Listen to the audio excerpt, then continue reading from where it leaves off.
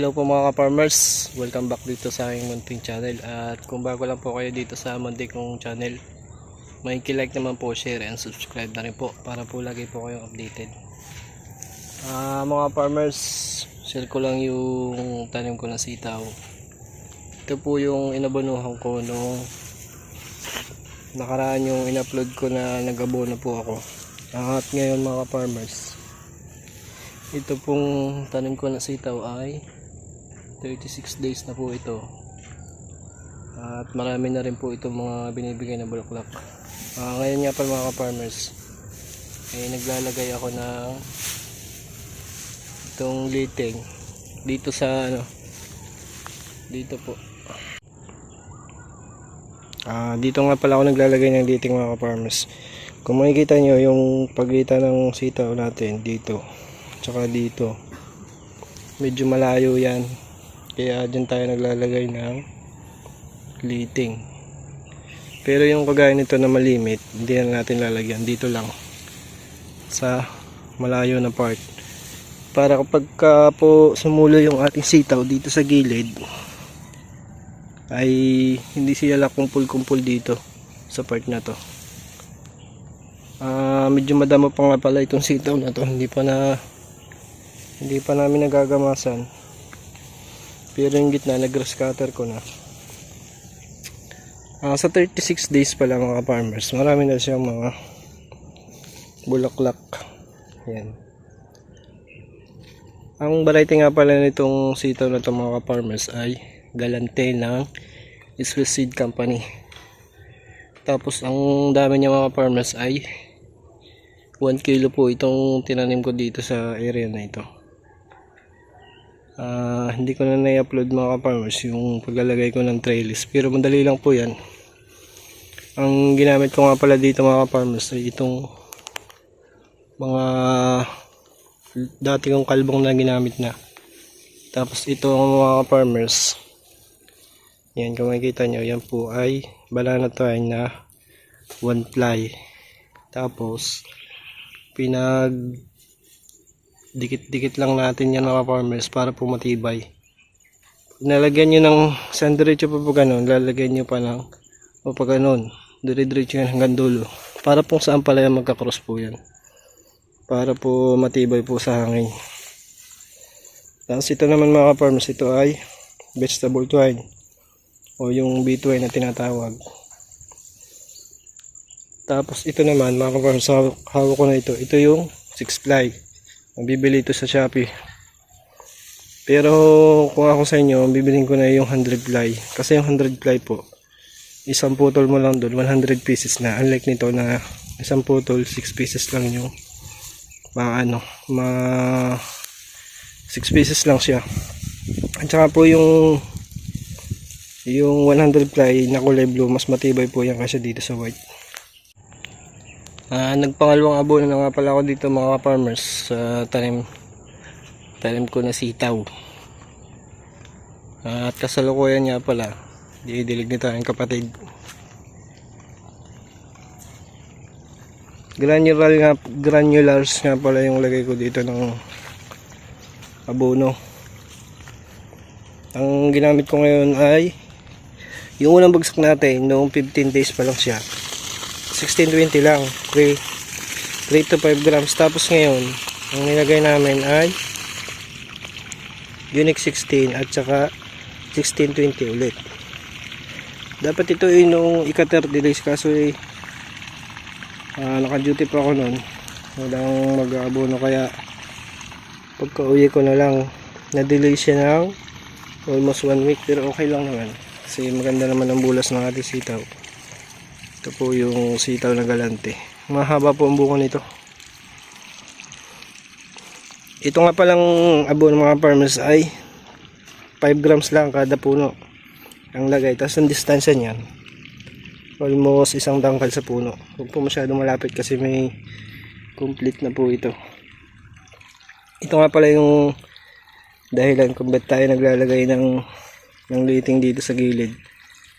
Dahil dito mga suloy na ito, malakas na magbigay ng bunga, kaya dapat may itaas din natin to. Pag dito lang natin to nilagay sa dati niyang akyatan, magkukumpul-kumpul ito. Kaya mas maganda, mas malimit yung paakyatan niya.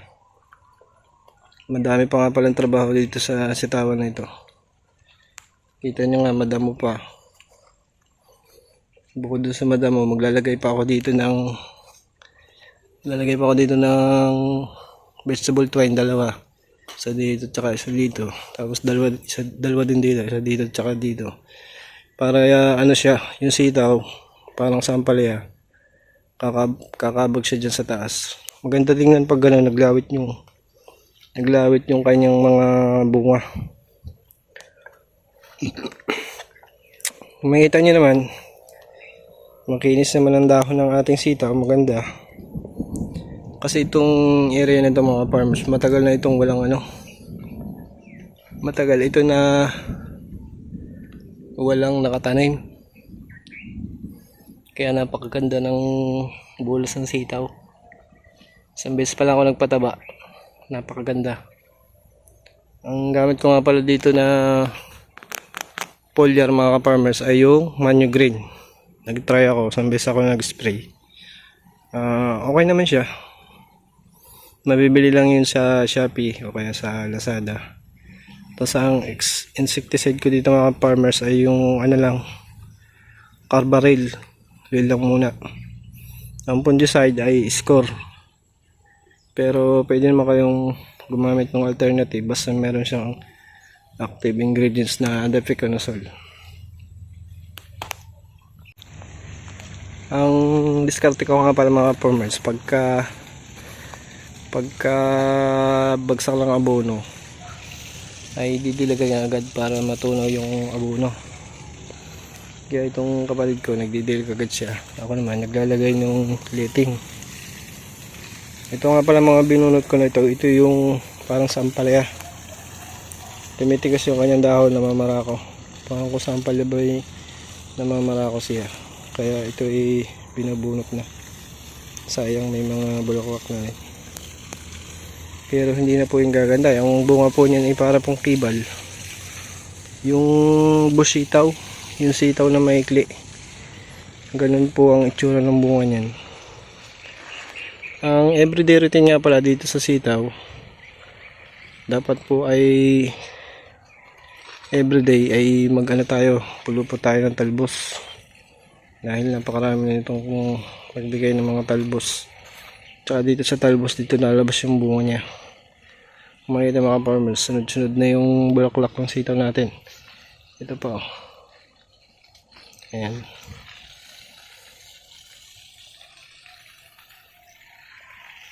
Medyo maganda pa nga pala yung presyo ng sitaw ngayon. Kaya sana huwag mo nang bumaba para maging maganda yung natin, yung return of investment natin dito sa ating tanim. Meron pa nga pala ako dong pahabol. 2 weeks naman ang pagitan nila. I-separate vlog ko na lang po.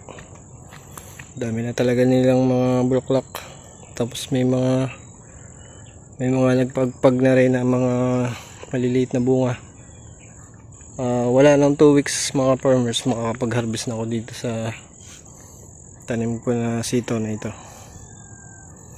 Ito nga pala yung naging problema ko dito mga farmers sa aking sitaw. Meron siyang mga namamatay. Ito, nagwi-wilting siya. Ito sayang to, dami pa naman itong bulaklak. Tulad ito, may bunga na maliit, namatay pa. Ito po ikos ng punggos. Ito, kung makikita nyo, yan. May puti-puti dun sa niya. Yung may puti-puti. Kasi ito pa mga farmers. Ito, nematodes naman ito. Ito yung mahigpit din. Kapag ito tumira sa inyong sitawan, ay mahigpit din po ito, patay agad yung mga sitaw. Pero bago ako nagtanim, naglagay ako dito ng carboporan. Siguro medyo naligdang siguro itong part na ito, kaya ganito. Sayang. Yun lang naman ang nagiging problema. Tapos ito, pamisa-misa may konting uhod. Yan, ito may uhod ito. Yan. Kung makikita nyo ito, may kaya na ng uhod oh.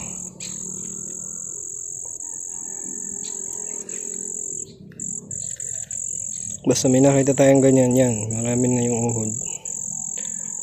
Hindi pa nga pala ako nalagamit dito ng malalakas na gamot kasi wala pa naman itong mga matinding peste. Kaya ano muna tayo, tipid-tipid muna tayo. Yan. Hanggang doon po yan mga ka-farmers. Hanggang doon sa may mangga na yun. Tapos yung kabila ng mangga na yun, yun na yung pasunod ko.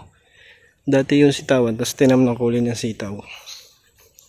Kumbaga patubangga na dahil matatapos na nga yung renta. Pero sa nakikita ko naman, okay naman siya. So hanggang dito na lang po mga ka-farmers. Maraming salamat po sa patuloy niyong pagsuporta. Kung bago lang pala kayo dito sa Muntikon channel, makiki-like naman po, share and subscribe na rin para po lagi po kayong updated sa mga video na ilalabas ko po tungkol po sa pagtatanim ng gulay. Muli, maraming pong salamat. Ingat po tayong lahat. God bless po.